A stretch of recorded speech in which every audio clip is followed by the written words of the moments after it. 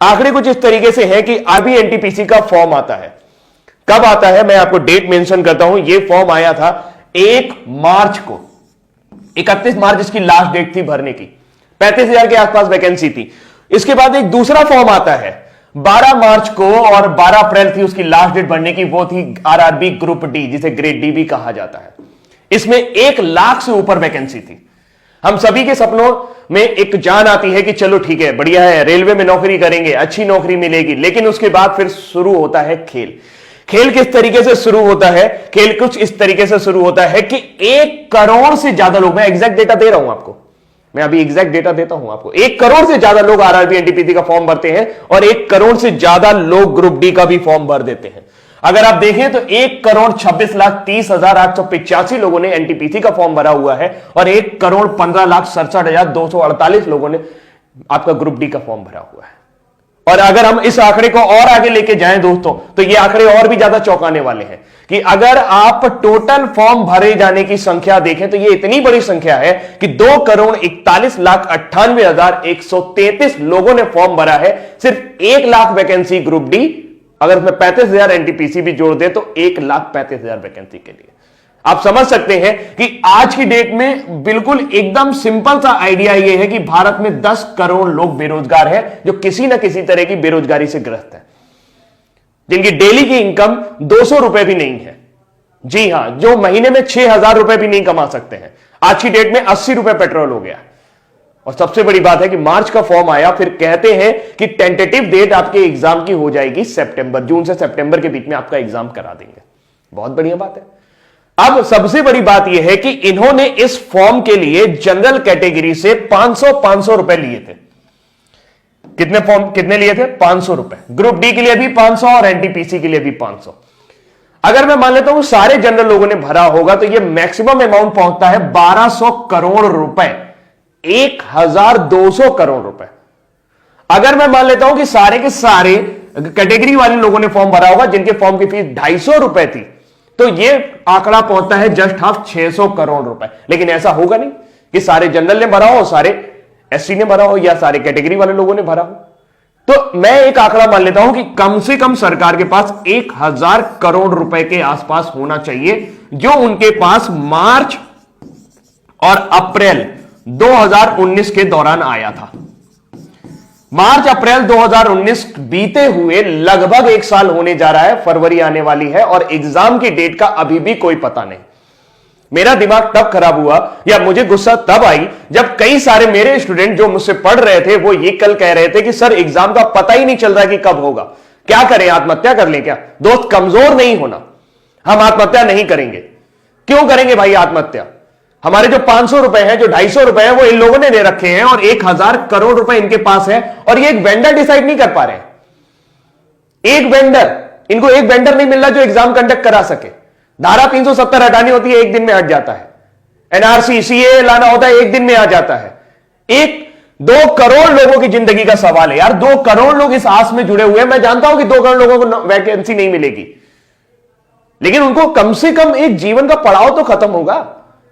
जो दिन भर वो टेंशन में रहते हैं कि तैयारी करनी है, तैयारी करनी है, तैयारी करनी है। दुनिया भर के कोचिंग वाले, दुनिया भर के चैनल वाले सब उनको बेवकूफ बनाने की कोशिश कर रहे हैं और लगातार उनसे पैसे ऐंठ रहे हैं। एक बैच शुरू होता है, फिर दूसरा बैच शुरू होता है, फिर तीसरा बैच शुरू होता है। बैच खत्म होने का नाम नहीं ले रहा है और नौकरी आने के नाम नहीं ले रही। क्या आपकी कोई जिम्मेदारी नहीं बनती है? नेताजी, मैं आपसे ही कह रहा हूं, यह वीडियो इतना शेयर करना कि नेताजी तक पहुंच जाए। क्या आपकी कोई जिम्मेदारी नहीं बनती है कि 2 करोड़ 41 लाख लोगों के ऊपर आप ध्यान दें? यह संख्या आपके लिए मायने नहीं रखती है और आपके लिए नहीं मायने रखती तो ये 1,000 करोड़ रुपए का आप कर क्या रहे हैं? ये किसी घोटाले से कम है क्या? किसी भी बैंक में डाल दोगे, घटिया से घटिया बैंक में भी अगर 1,000 करोड़ रुपए डाल दोगे तो वो बैंक जिंदा हो जाएगा। पूरे देश की आबादी सिर्फ 137 अरब है। मैं सिर्फ इसलिए बोल रहा हूं क्योंकि 1,000 करोड़ रुपए अगर आप उनको भी बांटना शुरू करेंगे तो कई लोगों के जीवन सुधर जाएंगे। और आपको क्या लगता है जिन्होंने ये 500 रुपए दिए वो बहुत अमीर घर से आते हैं? उनके घर में BMW खड़ी है, उनका बड़ा सा मकान है? जी नहीं, वो कभी भी आरआरबी ग्रुप डी और एनटीपीसी की नौकरी करने नहीं आएंगे। ये वो लोग हैं जो तिल तिल करके तैयारी कर रहे हैं, अपनी मेहनत खून पसीने की कमाई से तैयारी कर रहे हैं, वो पैसा देने की कोशिश कर रहे हैं। अब हम क्या कर सकते हैं? हम कुछ नहीं कर सकते। क्यों नहीं कर सकते? क्योंकि हम सिस्टम में नहीं है, आप सिस्टम में हैं। मुझे नहीं लगता कि आपके पास ऐसी कोई वजह है जिसकी वजह से आप एक वेंडर डिसाइड नहीं कर पा रहे। आप हर 3 महीने बाद एक बहाना बना देते हैं कि हमें वेंडर नहीं मिल रहा। अरे वेंडर नहीं मिल रहा तो ये 500 रुपए आपने कैसे डिसाइड किए? आपने कैसे डिसाइड कर लिया कि एक लड़के का खर्चा 500 रुपए आएगा? क्या वेंडर 500 रुपए से ज्यादा नहीं ले सकता आपसे? सिर्फ सोची समझी रणनीति है।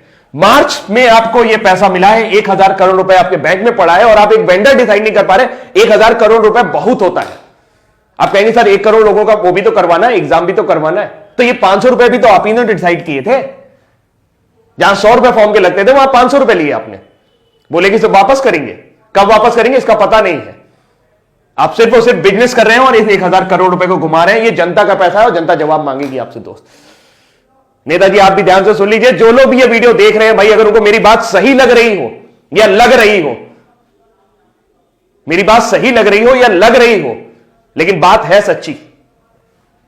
मुझे गुस्सा इसलिए आता है क्योंकि मैं एक टीचर हूं और बहुत सारे बच्चे ऐसे हैं जो मुझसे पढ़ते हैं और उनके अरमानों को जब मैं घुटता हुआ देखता हूं, जब उनके चेहरों को मैं उदास देखता हूं सिर्फ इस वजह से कि सर समय बीतता जा रहा है और हमारी एनर्जी, जी हां, आपके पास जो 65% युवा है उसमें से 2,41,00,000 लोग अभी भी इस एग्जाम की तैयारी कर रहे हैं। ये सिर्फ एक एग्जाम की बात है। एसएससी के साथ भी आपने यही किया था। लोगों के एक साल आपने बर्बाद कर दिया और इस तरीके के कई साल आप बर्बाद कर रहे हैं। उत्तर प्रदेश में एक वैकेंसी और लटकी पड़ी है 69,500, उसमें भी कोर्ट केस चल रहा है। अरे जब नौकरी देनी नहीं होती तो निकालते क्यों है यार? क्यों मजाक करते हो हमारे साथ?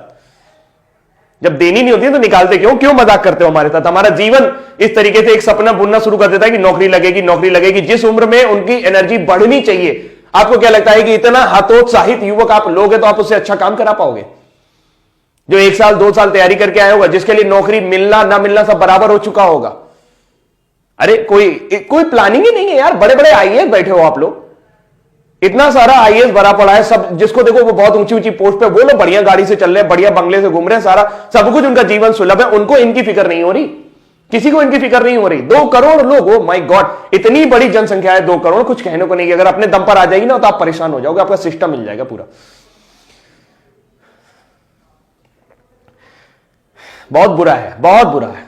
भावुक हूं मैं, बहुत ज्यादा बुरा है।